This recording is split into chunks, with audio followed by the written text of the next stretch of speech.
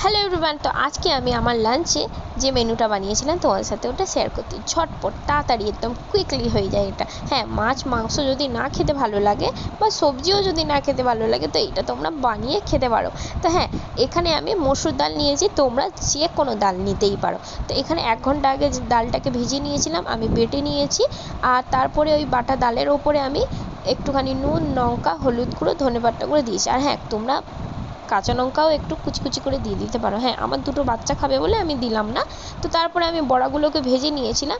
তারপরে ওই যে মিক্সার গ্রাইন্ডারে আমি ডালটা বেটেছিলাম তাতে আমি পেঁয়াজটাও বেটে নিয়েছিলাম। তো পেঁয়াজটা আমি সামান্য পরিমাণ অনুযায়ী তেলটা দিয়ে পেঁয়াজটা আমি লাল লাল করে ভেজে নিয়েছি। ওখানে একটুখানি আদা রসুনের পেস্ট দিয়ে দিলাম।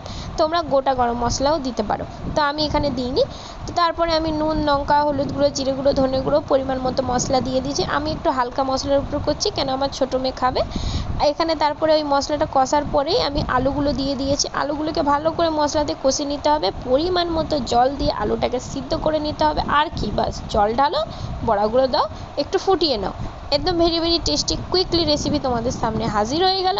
আর হ্যাঁ, আমি এটা আজকে লাঞ্চে বানিয়েছি তাই ভাবলাম তোমাদের সাথে শেয়ার করি। অবশ্যই যদি ভিডিওটা ভালো লাগে লাইক, কমেন্ট, শেয়ার, সাবস্ক্রাইব করো। এখনের জন্য আল্লাহ হাফিজ, টাটা, বাই বাই।